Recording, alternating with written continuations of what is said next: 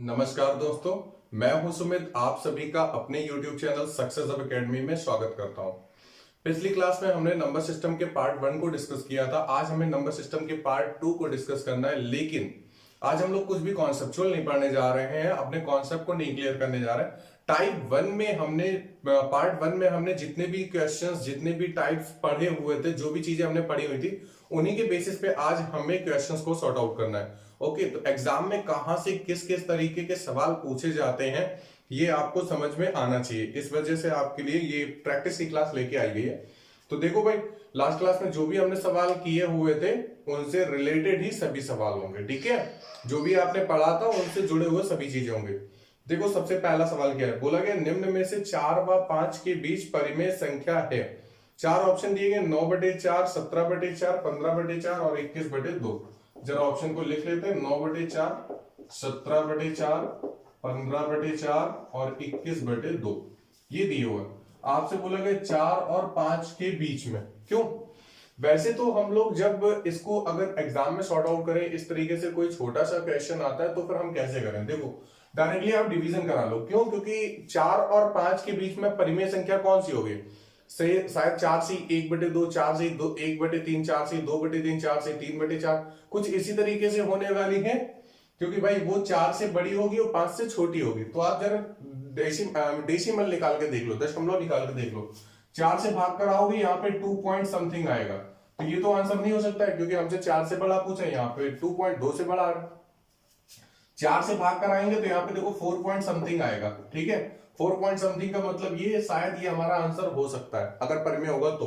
परिमेय तो है ही। 15/4, 4 से भाग कर आओगे, यहाँ पे आएगा 3 पॉइंट समथिंग। तो ये तो हमारा आंसर हो नहीं सकता, क्योंकि 4 से हमें बड़ा चाहिए, 5 से हमें छोटा चाहिए। 21/2 दिया, 2 से आप भाग कर आओगे 10.5 तक आएगा जाके। तो फिर ये भी हमारा आंसर नहीं हो सकता। मतलब जो सेकंड ऑप्शन दिया गया है वही हमारा आंसर होगा। एक तो आप इस तरीके से कर सकते हैं, और दूसरी बात जो आपको हमने फॉर्मेशन बताई थी, कौन सी, लास्ट क्लास में बोला था AK+B/K+1।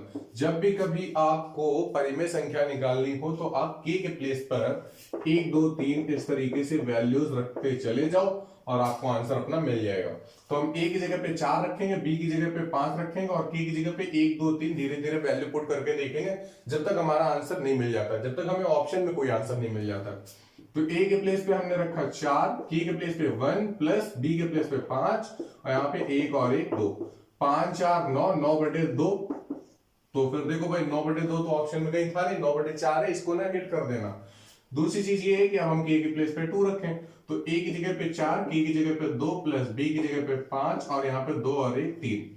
4 दूनी 8, 8 और 5 कितना होता है? 13/3। तो 13/3 ऑप्शन में भी नहीं है। अब हम क्या करें, अब हम K के प्लेस पे 3 रख ले। तो देखो भाई, A की जगह पे 4, K की जगह पे 3 प्लस B की जगह पे 5 और यहाँ पे 3 प्लस 1 4। 4 3 12, 12 और 5 17, 17/4। तो देखो जो दूसरा ऑप्शन दिया गया वो 17/4 ही है। तो वैसे तो ये हम लोग अपने फॉर्मेशन के बेसिस पे कर सकते हैं। और दूसरी बात ये है कि आप डेसिमल से डायरेक्टली डिवीजन करा दो, डिवीजन करा करके आंसर जल्दी मिल जाएगा, ठीक है। तो उम्मीद है आपको ये चीज समझ में आ गई होगी, ठीक है। अगला सवाल लेते हैं और सॉर्ट आउट करने की कोशिश करते हैं। देखो, अगले सवाल में क्या बोला है, निम्न में से 17 व 18 के बीच परिमेय संख्या क्या है। आपसे क्या पूछा, निम्न में से 17 व 18 के बीच परिमेय संख्या क्या है। तो आपको 4 ऑप्शन दिए गए हैं। 4 ऑप्शन, पहला है 31/4, दूसरा है 33/2, तीसरा है 35/2 और चौथा है 19/9। पहली बात, आप भाग करा करके चेक कर सकते हो। अगर भाग करा के नहीं चेक करना तो फिर से वही चीज करो, AK+1/B+AK+B/K+1, ठीक है। यहाँ पे K के प्लेस पे 1 2 3 रखो। A की जगह पे 17, K की जगह पे हमने 1 रखा, B की जगह पे 18 बटे K की जगह पे 1 और 1 2। 17 एकम 17 और 18 और 17 को जोड़ोगे कितना हो जाएगा? 35, 35/2। तो देखो जरा, जो तीसरा ऑप्शन दिया गया C ऑप्शन 35/2 दिया गया, तो यही हमारा आंसर हो जाएगा। बात समझ में आ गई। तीसरा नंबर देखो, अगले सवाल में बोला गया कि निम्न में से कौन से 8 और 9 के बीच अपरिमेय संख्या, मतलब इर्रेशनल नंबर पूछ रहा है। क्या पूछ रहा है? इर्रेशनल नंबर पूछ रहा है। तो देखो भाई, 8 और 9 के बीच में अपरिमेय संख्या पूछी गई है। क्या पूछी गई? अपरिमेय संख्या। हमने आपसे लास्ट क्लास में बात की थी कि जब भी कभी भी किन्हीं भी दो नंबर ए और बी के बीच की अपरिमेय संख्या पूछी जाए तो डायरेक्टली आप उनका स्क्वायर रूट निकाल दे। कैसे? मल्टीप्लीकेशन करा के। तो 8 और 9 का निकालना है तो आप डायरेक्टली 8 इंटू 9 कर दो, 9 8 72 होता है, तो स्क्वायर रूट ऑफ 72 यही आपका आंसर हो जाएगा। तो यहां पे देखो भाई, जो बी ऑप्शन दिया गया है वो आपका आंसर है। बात क्लियर हो गई? कंफर्म है ना? अगला सवाल देखो, बोला गया कि 1 से लेकर के 50 तक कितनी अभाज्य संख्याएं होती हैं। इस तरीके के सवाल अक्सर 2-3 सालों में हर एक एग्जाम में रिपीट कर जाता है। इस तरीके के जो सवाल होते हैं वो हर बार 2-3 सालों में रिपीट जरूर कर जाता है। ठीक है, तो चलो भाई जरा देखो, एक आप लोग कोड याद कर लीजिए, 44 223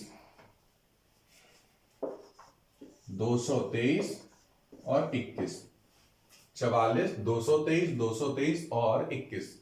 ठीक है, ये देखो, ये 1 से लेकर के 10 तक, ये 11 से लेकर के 20 तक, ये 21 से लेकर के 30 तक, ये 31 से लेकर के 40 तक, ये 41 से लेकर के 50 तक, ये 51 से लेकर के 60 तक।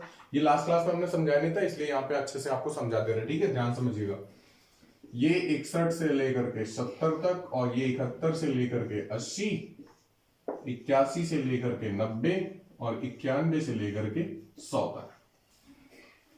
सपोज कर लो, देखो होता क्या, 1 से लेकर के 10 तक हमें 4 अभाज्य संख्याएं मिलती हैं, 11 से लेकर 20 तक हमें 4 अभाज्य संख्याएं मिलती हैं, 21 से लेकर 30 तक हमें 2 अभाज्य संख्याएं मिलती हैं, 31 से लेकर के 40 तक हमें 2 अभाज्य संख्या मिलती है, 41 से लेकर 50 तक हमें 3 अभाज्य संख्या मिलती है। अब इस दिए हुए सवाल में आपसे ये चीज बोली गई है कि भाई 1 से लेकर के 50 तक कितनी अभाज्य संख्याएं होती हैं। तो 1 से लेकर 50 तक की बोला है, तो आप देखो 50 तक कहां है, यहां तक है, मतलब यहां तक। ठीक है, तो इनको तुरंत ऐड कर लो, 4 और 4 8, 8 2 10, 10 2 12, 12 और 3 15, 50 तक की तो जाना था। तो मतलब ये 1 से लेकर के 50 तक की टोटल अभाज्य संख्याएं कितनी होती है? 15। तो यहाँ पे देखो, जो सी ऑप्शन दिया गया वही आपका आंसर हो जाएगा। बात समझ में आ गई? अरे बोलो भाई, कंफर्म है ना? अब देखो, इसी का अगला सवाल क्या बोला गया, अगले सवाल में बोला गया 1 से लेकर 100 तक कितनी अभाज्य संख्याएं होती हैं। कहां से? 1 से लेकर 100 तक। तो 1 से लेकर यहां से लेकर यहां तक ऐड कर लो तुरंत, 4 और 4 8, 8 4 12, 12 3 15, 15 4 19, 19 3 22, 22 2 24, 24 और 1 25। मतलब यहां पे जो अगले सवाल का आंसर होगा वो कितना होगा? 25 हो जाएगा। तो देखो बी ऑप्शन में दिया गया 25। कंफर्म है? ओके। तो इस तरीके के सवालों को आप याद मत करिएगा कि 1 से लेकर 100 तक के कितने होते हैं, 25 होते हैं, 1 से लेकर 50 तक के कितने होते हैं, 15 होते हैं। ठीक है, या सवाल आपसे हर बार चेंज कर लेगा, आपसे बोल देगा कि भाई 50 से वो 20 से लेकर के 40 तक की बता दो। ठीक है, तब फिर आप कैलकुलेट तो करोगे नहीं कि भाई वहां पे हम देखना शुरू करें एग्जाम में। तो सीधे सीधे 44 223 223 21 एक तरह से आपका नया फोन नंबर है, तो उसको याद कर लीजिएगा, अभाज्य संख्याओं का फोन नंबर। ठीक है, चलिए अगला सवाल देखिए। अगले सवाल में बोला गया कि 60 से लेकर के 90 तक कितनी अभाज्य संख्याएं होती है। कहां से लेकर के? 60 से। 60 से मतलब ये कि 61 से आप बोल सकते हो, क्योंकि 60 तो अभाज्य संख्या होती ही नहीं है, तो फिर आपको कहां से लेना है? 61 से। तो 61 से लेना है हमें 90 तक, तो यहां तक ही लेना है। तो कितनी? 3 2 5 और 5 और 2 7। तो देखो भाई, बी ऑप्शन जो दिया है वो कौन सी है? 7 ऑप्शन में दिया हुआ है। कंफर्म हो गया ना? तो इसे हम हटा दें। ठीक है, आपने सीख लिया होगा। अभी इससे और भी सवाल बनेंगे, अभी इससे और भी सवाल बनने हैं, लेकिन हम सभी एक साथ में नहीं करा रहे हैं। ठीक है, अभी नंबर सिस्टम में जब धीरे धीरे आगे बढ़ेंगे तो यहीं से और भी सवाल टूटते हैं। ठीक है, तो जब हम लोग टाइपराइटर वगैरह वाले क्वेश्चंस करेंगे तब फिर इन सभी सवालों को आगे देखेंगे। देखो अगला सवाल में क्या बोला गया। अगले सवाल में बोला है निम्न में से कौन सी युग्म अपेक्षित अभाज्य संख्या नहीं है। ठीक है, तो देखो भाई ऑप्शन क्या है? 3, 7, 7, 13, 8, 18 और 4, 5। आपसे बोला है अपेक्षित अभाज्य संख्या। अपेक्षित अभाज्य संख्या का मतलब होता है रिलेटिवली प्राइम नंबर। कैसे नंबर होते हैं ये? Relatively prime number. अपेक्षित अभाज्य संख्या या फिर सापेक्षित अभाज्य संख्या।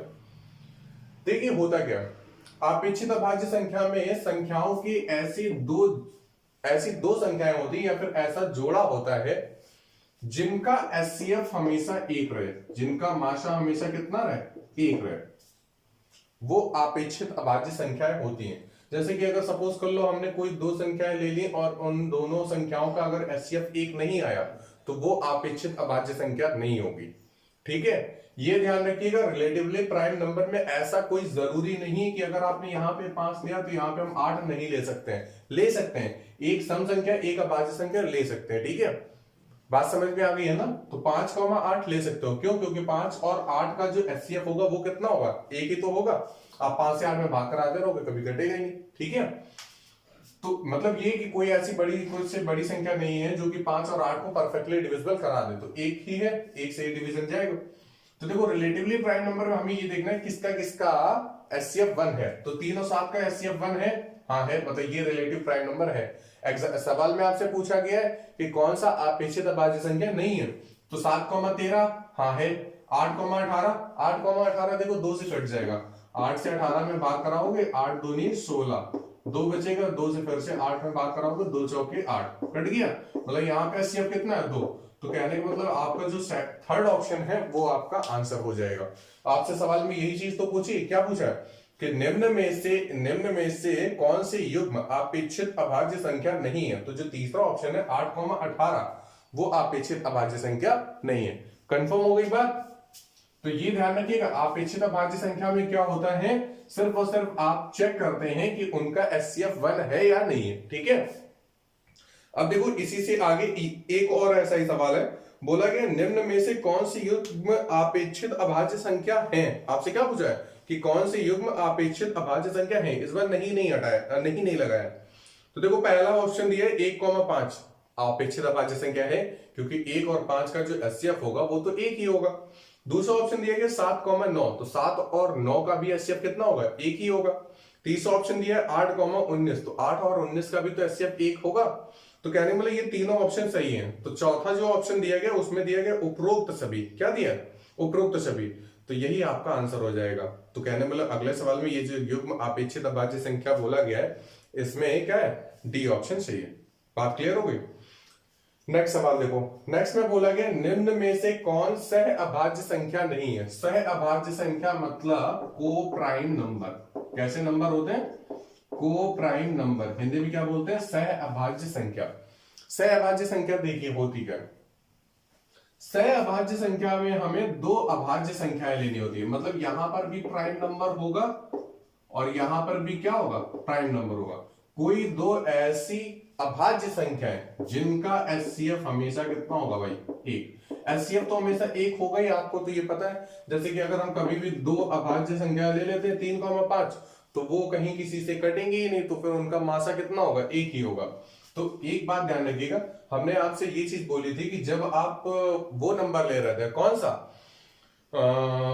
रिलेटिव प्राइम नंबर, तो रिलेटिव प्राइम नंबर में हमने आपसे ये चीज बोली थी कि भाई वहां पर कोई भी संख्या सम और विषम हो सकती है। यहाँ पे आपने 8 लिया था, यहाँ पे आपने 19 लिया था, तो देखो यहाँ पे प्राइम नंबर नहीं था ना, 8 क्या प्राइम नंबर है क्या, नहीं है। तो यहाँ पे क्या होना चाहिए, यहाँ पे दोनों नंबर जो होंगे वो कैसे होंगे, प्राइम नंबर ही होंगे। ठीक है, विषम वगैरह मत देखना, प्राइम होंगे, अभाज्य होंगे। तो देखो सवाल में ऑप्शन क्या दिया गया था, ऑप्शन दिया गया था 2,3, 5,7, 7,8 और चौथा ऑप्शन है 11,5। आपसे बोला था कौन सी सह अभाज्य संख्या नहीं है। तो देखो यहाँ पे 7,8 में जो 8 है वो अभाज्य संख्या है क्या, नहीं है। तो कहने का मतलब ये 7,8 ही जो है वही हमारा आंसर हो जाएगा। कौन सा अभाज्य संख्या नहीं है, तो जो तीसरा ऑप्शन है वही हमारा आंसर। ओके, आगे देखो, आगे आपसे ये चीज बोली गई है कि निम्न में से कौन ट्विन प्राइम संख्या नहीं है। ट्विन प्राइम आपसे पूछा गया है, तो सुनो, 4 ऑप्शन दिए गए हैं, 5,7, 11,13, 17,19 और 25,27। ट्विन प्राइम होता क्या है, ट्विन प्राइम होता है ऐसी दो संख्याएं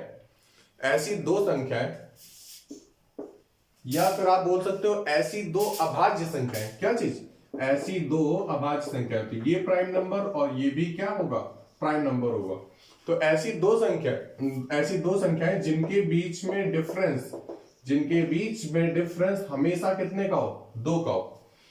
प्राइम नंबर होने चाहिए और अंतर 2 का होना चाहिए। 5 और 7 प्राइम नंबर है, अंतर कितने का है, 2 का है, हाँ ठीक है चलेगा। 11 और 13 प्राइम नंबर है, हाँ है, अंतर 2 का है, हाँ है, तो फिर मतलब ये ट्विन प्राइम नंबर होंगे। 17 और 19 दोनों प्राइम नंबर है और अंतर भी कितने का है, 2 का। 25 और 27 प्राइम नंबर नहीं है, 25 5 से कट जाता है, 27 3 से कट जाता है, और इनके बीच का अंतर तो चलो 2 का है, लेकिन 25,27 जो होंगे वो ट्विन प्राइम नंबर नहीं होंगे। क्यों? क्योंकि ये प्राइम नंबर नहीं है। बात समझ में आ गई?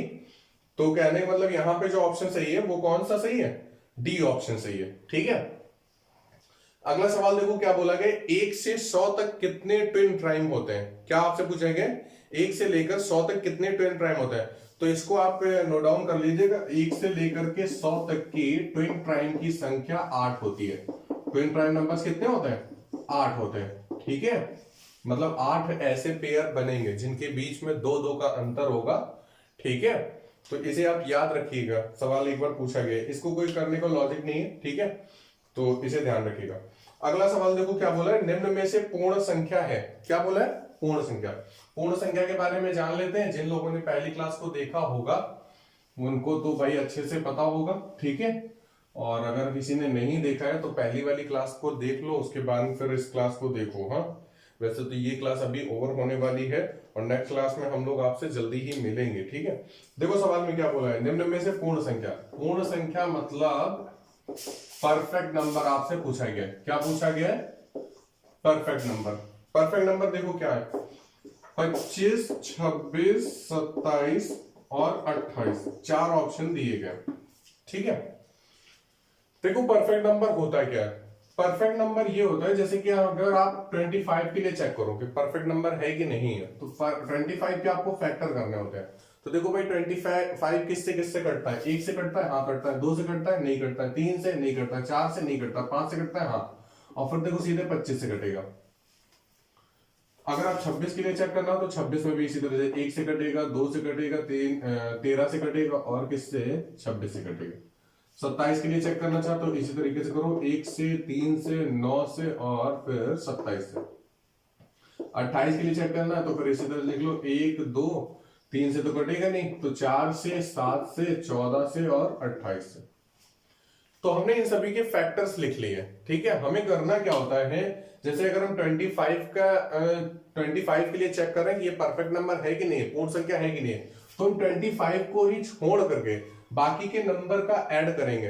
अगर उसका योग 25 के बराबर आता है तो वो पूर्ण संख्या होगी। तो 5 और 1 6 पूर्ण संख्या नहीं है। 26 में चेक करते हैं, 13 और 2 15, 15 और 1 16, इसको नहीं लेना है। 13 2 15, 15 और 1 16, 16 26 के बराबर नहीं होता है। 27 को नहीं लेना, 9 3 12, 12 और 1 13, 27 के बराबर नहीं है। 28 को नहीं लेंगे, 14 और 7 21, 21 4 25, 25 2 27, 27 और 1 28, तो 28 क्या हो गया, एक पूर्ण संख्या हो गई। 28 क्या हो गई, एक पूर्ण संख्या हो गई। तो यहाँ पे जो भाई चौथा ऑप्शन दिया गया है उसी को आप आंसर क्लिक कर लेंगे। बात समझ में आ गई, कंफर्म है ना। चलो देखो अगला सवाल क्या बोला है। अगले सवाल में कुछ इसी तरीके से है, लेकिन यहाँ पे बस ये बोला है कि निम्न में से पूर्ण संख्या है, कौन सी है। 4 ऑप्शन दिए, 5 6 7 8, 4 ऑप्शन कौन से दिए, 5 6 7 8। तो यहाँ पे आपको क्या करना है, 5 के भाई फैक्टर कर लो, 1,5 मिलेंगे, 6 के करना है तो 6 के 1 2 3 और 6, 5 में तो भाई 5 कट जाएगा तो फिर 1 ही बचेगा, तो 5 तो हो नहीं सकता है। 6 में चेक करोगे तो 6 तो भाई हट जाएगा, 3 2 5, 5 और 1 6, तो यहाँ पे 6 क्या हो जाएगा, एक परफेक्ट नंबर हो जाएगा। 8 और 7 के लिए भी आप चेक कर लो जाके। ठीक है, तो वैसे सिर्फ सिर्फ कौन सा होगा, बी ऑप्शन आपका आंसर हो जाएगा।